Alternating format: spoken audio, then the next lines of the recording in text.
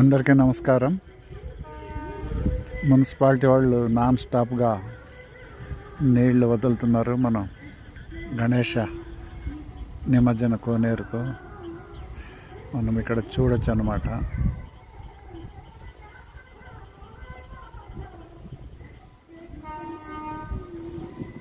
మరి ఇంకా నీరు ఒక 3 అడుగులకు వస్తే ఆ పైప్ కూడా మునిగిపోతుంది.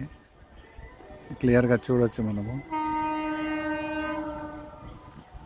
ఆ పైప్ లెవెల్ వరకు మనం నీళ్ళు నించుకోవచ్చు అనమాట.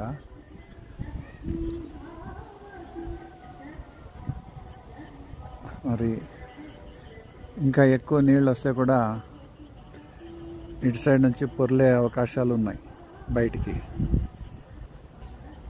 కాబట్టి ఇప్పుడు బోర్ పైప్